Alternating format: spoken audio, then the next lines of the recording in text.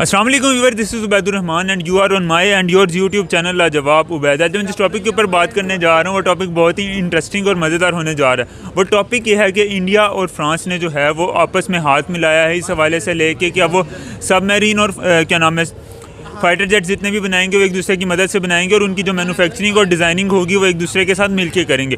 Pakistani public के पास जाऊंगा मैं और उनसे पूछूंगा कि भाई इस तरह का एक सीन होने जा रहा है, देखते हैं कि वो क्या कहते हैं और उनकी क्या तासुरात होते हैं इस हवाले से। तो आइए चलते हैं पाकिस्तानी पब्लिक के पास। तेनू बड़ा पता है मेरे बाल ने।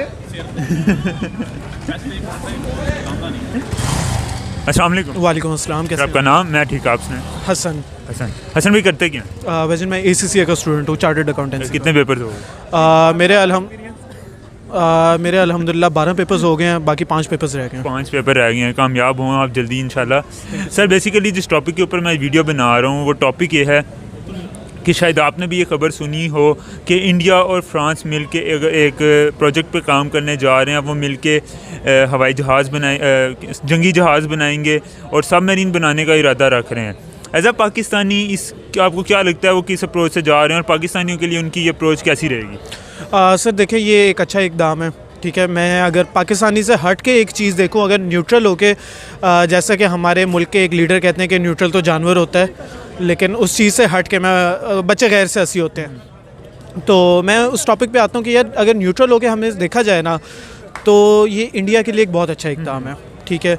और हमारा बेसिकली आपको शायद पता हो JF-17 थंडर, वो भी हमने एक मुल्क के साथ मिलके बनाया हुआ है। वो हमने मतलब हमारे पास हमारा अपना नहीं है। हाँ, हमारा अपना नहीं है, लेकिन हम कहते यही हैं कि वो सो कॉल्ड हमारा है। लेकिन अब इंडिया की तरफ भी अगर हम देख लें तो उनके पास भी बहुत सारे ऐसे मिराज तैयारे हैं और भी बहुत मेक समथिंग है, तो वो भी उनका कहते हैं कि हमारा लोकल असेंबल्ड है, लेकिन लोकल असेंबल्ड नहीं है। उन्होंने भी एक कंट्री के साथ मिलकर उसको बनाया हुआ है, ठीक है। तो मकसद बताने का ये है कि यार देखें, हमारे इस वक्त जो मुल्क के या पूरी दुनिया के जो हालात हुए हैं ना, हमें चाहिए कि हम लोग अपनी इकॉनमी को स्टेबल करें, ना कि हम लोगों की इस वक्त जो सी बजट का, मैं बेसिकली चार्टर्ड अकाउंटेंट हूँ, अकाउंटेंसी का। अस्सलाम वालेकुम।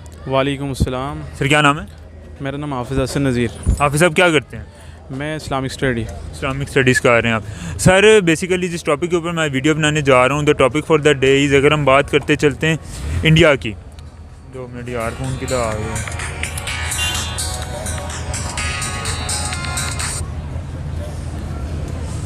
चलें। अस्सलाम वालेकुम। वालेकुम अस्सलाम। आपका नाम? हाफिज़ हसन नज़ीर। हाफिज़ साहब क्या करते हैं? मैं इस्लामिक स्टडीज़ पढ़ाते हैं? जी, पढ़ रहा हूँ, पढ़ रहे हैं अभी।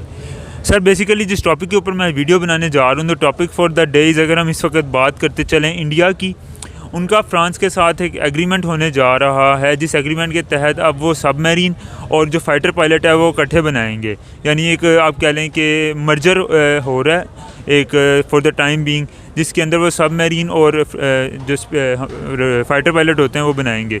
एज अ पाकिस्तानी आप इस जो उनका पैक्ट होगा, जो एग्रीमेंट होगा, इसको कैसे देखते हैं? पहले तो बात ये है कि वो बेशक बनाएं, लेकिन हम कलमे के नाम पे हमारा मुल्क बना है और इसमें कलमे की क़ुव्वत है और इस्लामी नज़रियात लोग हैं सारे, तो बेशक वो बनाते रहें। अगर पाकिस्तान के लिए वो इस तरह कोई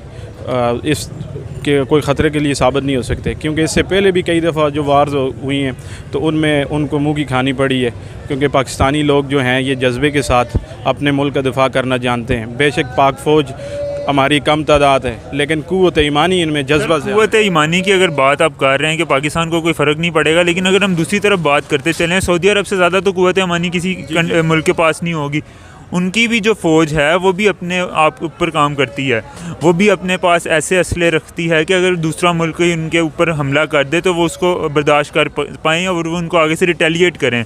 सिर्फ क़ुव्वत ईमानी से हमारा काम चल जाएगा? नहीं, ये बात भी आपकी ठीक है, लेकिन तमाम इस्लामी ममालिक में आप देख लें, पाकिस्तान जो वाहिद मुल्क है जो एटमी क़ुव्वत है, इस टाइम पूरा कुफर अगर किसी मुल्क से डरता है और उनको पता है वो किसी मुल्क के साथ शेयर नहीं लेते, किस वजह से मुस्लिम ममालिक के साथ, कि पाकिस्तान के पास वो एटमी ताकत है।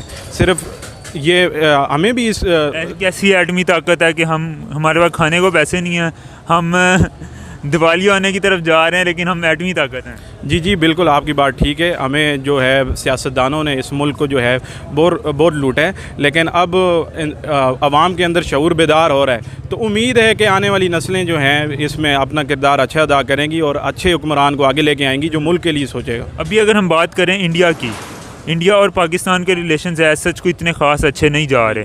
क्या आपको लगता है कि पाकिस्तान और इंडिया के रिलेशंस को बेहतर होना चाहिए और पाकिस्तान इंडिया की जो है वो 2 वे ट्रेड स्टार्ट होनी चाहिए?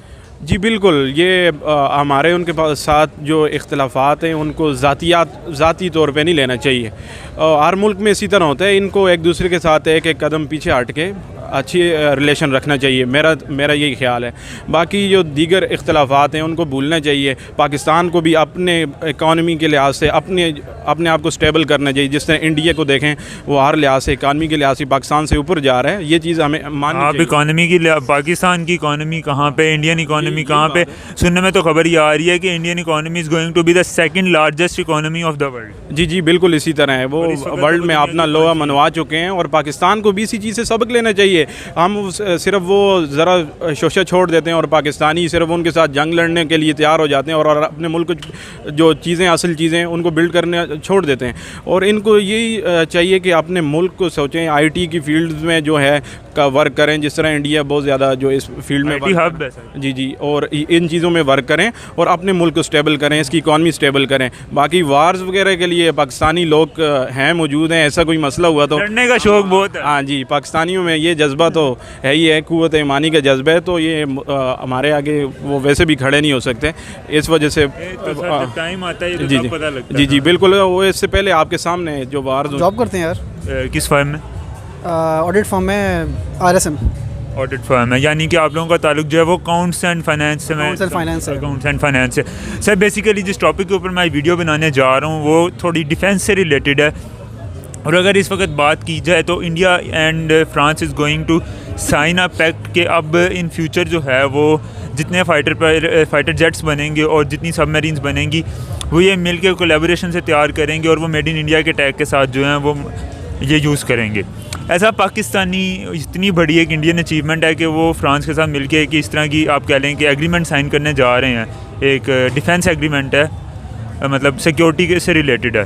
किस तरह देखते हैं और क्या कहेंगे इस बारे में?